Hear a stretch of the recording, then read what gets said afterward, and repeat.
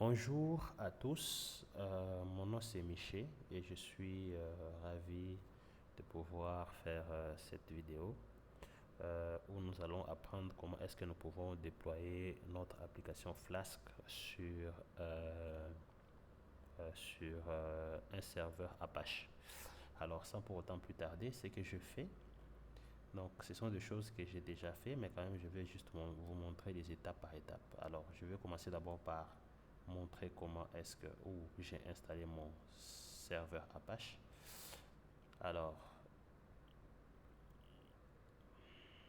vous venez ici, donc moi je l'ai installé ici. J'ai pris le folder que j'ai téléchargé, je suis venu le mettre là-bas. Alors le folder que j'ai téléchargé, c'est celui-ci. Ok, voilà. Donc quand vous entrez à l'intérieur, vous trouvez les folders Apache et ici il y a un readme. Ok, j'ai juste décompressé ça et puis j'ai placé ça dans C. Ensuite j'ai lancé la commande pour installer qui est la commande httpd.exec-k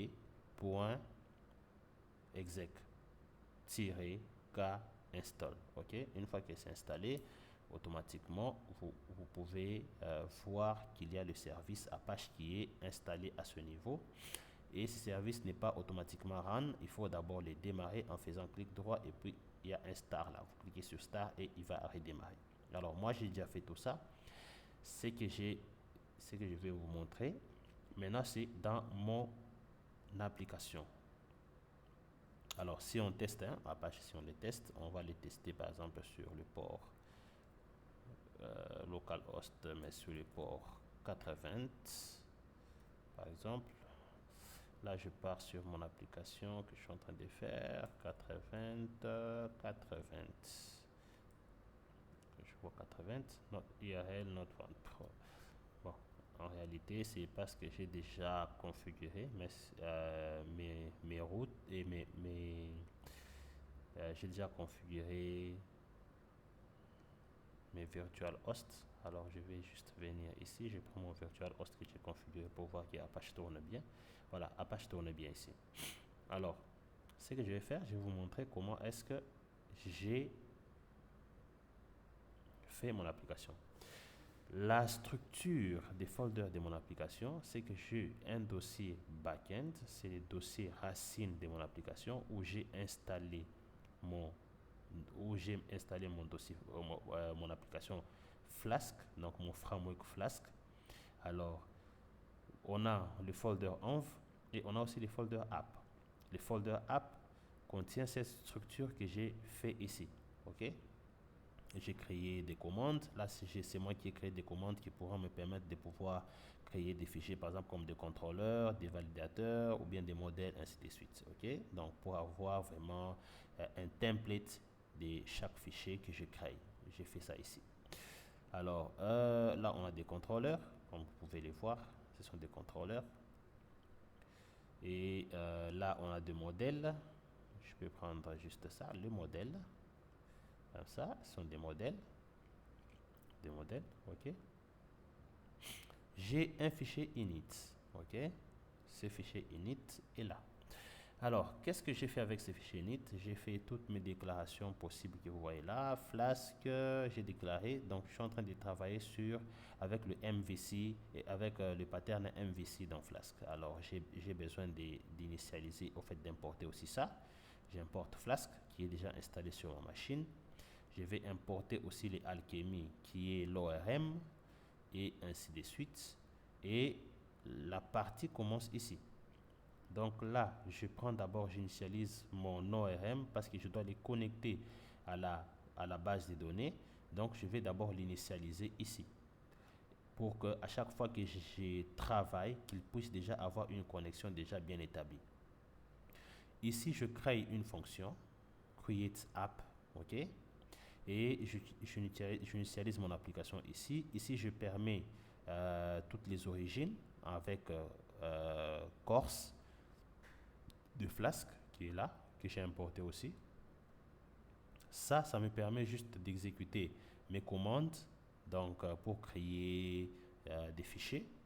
Là, je vais dire où est-ce que il va trouver mes clés. Je lui dis qu'il va les trouver dans mon fichier env qui est à la racine ici. Je ne vais pas l'ouvrir parce qu'il y a mes connexions. Et là, je récupère la clé ici et je récupère la clé ici que j'affecte dans SQL Alchemy Database URL. Et là, j'initialise ma connexion par rapport à l'application. Et là, j'initialise mon pattern par rapport à l'application. Et là, je vais maintenant venir enregistrer des routes. Alors, pour enregistrer des routes, j'ai un fichier route ici. Dans le dossier app, juste à la racine des apps, j'ai un route. Quand vous voyez route, il y a une fonction register route qui a toutes mes routes qui sont là. OK? Et à ce niveau, je viens et j'appelle pour initialiser mes routes. Là, c'est pour gérer les logs au cas où il y a des problèmes. Et comme c'est une fonction, ça doit me retourner quelque chose. Et ça me retourne app, ça me retourne l'application. Et je vais initialiser cette application ici. Donc, je vais le créer ici.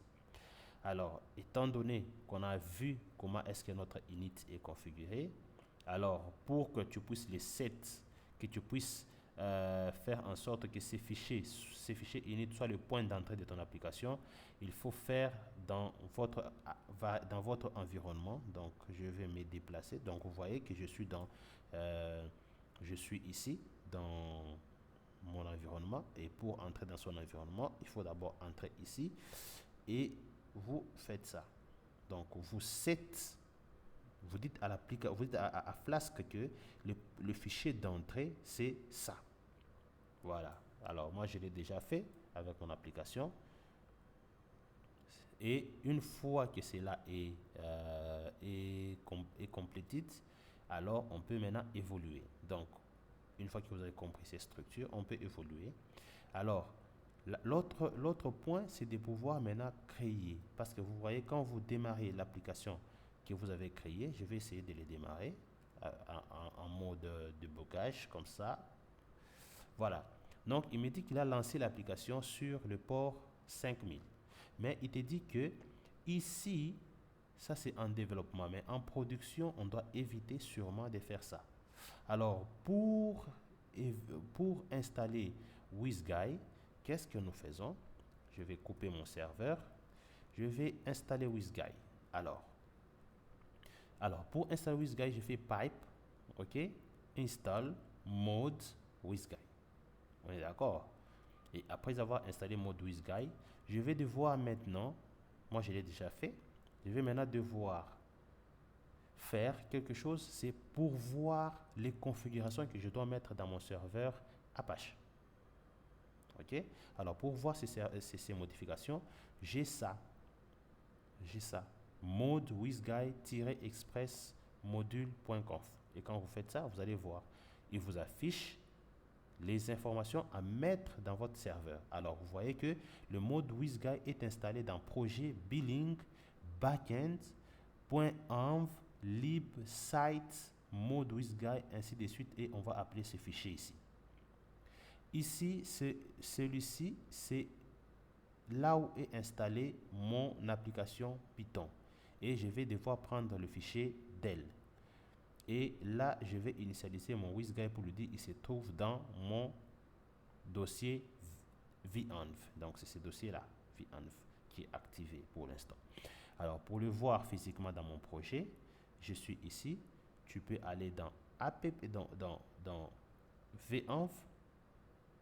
Tu pars dans lib, tu pars dans site et tu vas trouver le mode WizGuy. Mode WizGuy. OK? Vous voyez, ils sont là les deux. Voilà, donc je vais les fermer. Comme ils sont déjà bien installés, et pour par exemple te rassurer qu'ils sont installés dans le bon virtual environnement, il faut venir taper cette commande echo. OK? Je tape virtual env. Vous allez voir qu'il est bien installé dans le project billing backend env. OK? C'est là qu'il est installé. Et je me rassure que c'est très bien installé. Alors, comme c'est bien installé, ce que je vais faire, je vais venir créer à la racine de mon projet Donc, je suis dans backend. La racine de mon projet, c'est backend. Donc, juste à la racine, je viens créer mon fichier app WizGuy. OK? Je viens là. Voici ce que comporte mon app WizGuy. Je vais importer 6 parce que je vais l'utiliser plus tard. Et puis, je vais créer mon chemin. Donc, je vais ajouter mon chemin à l'application. Alors, mon chemin à l'application se trouve dans le disque D et sur ces paths ici. Vous voyez, j'ai les backends, c'est sur ces paths.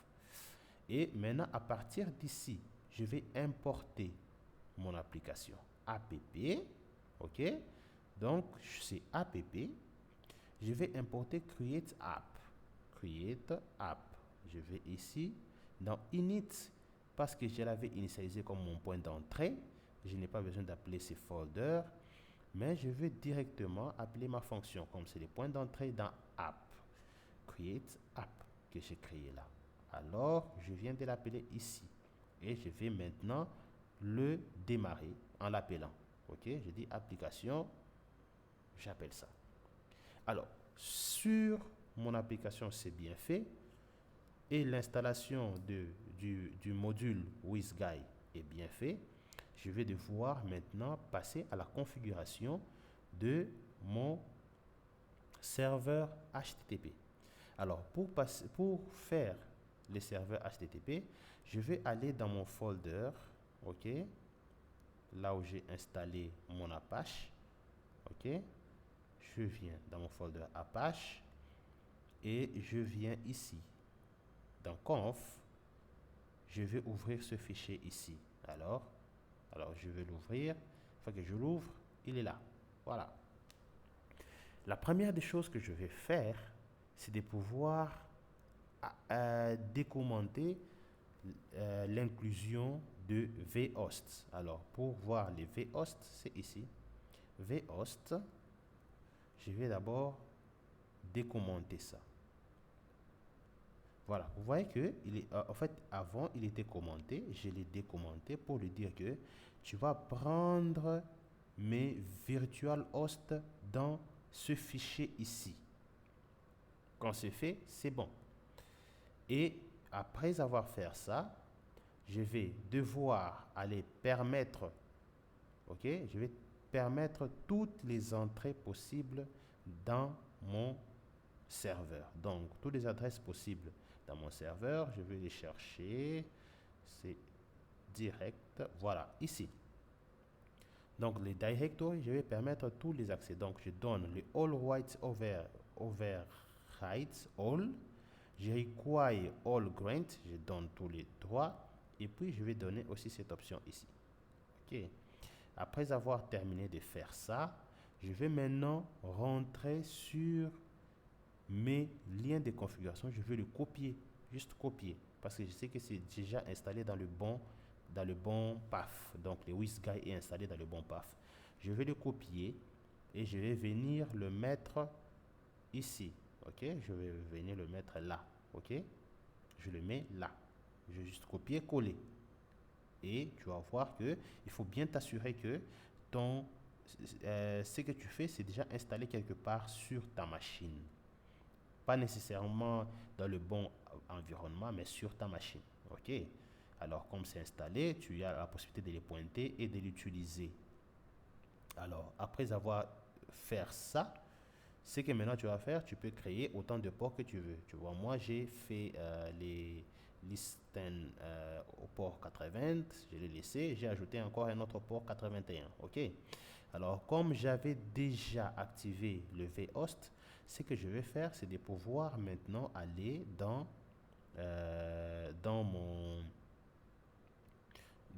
mon extract, là où j'avais vu host, et puis j'ouvre le host.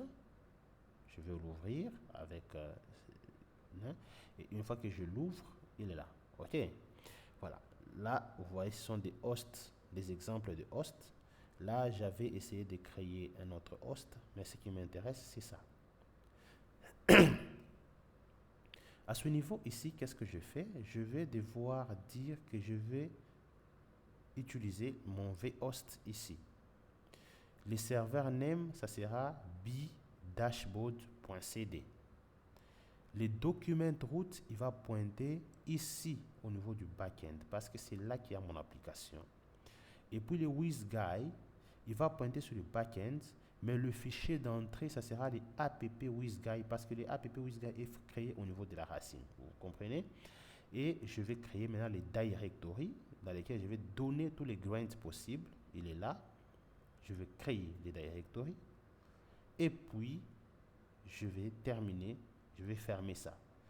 Et là, je dis que s'il y a des erreurs, va me mettre ça dans ces fichiers. S'il y a les autres customize errors, des accès plutôt, va me les mettre ici. Donc, pour les accès, si je pars d'un lien à un autre, il va commencer à le mettre ici. Mais pour les erreurs, il va commencer à les mettre là.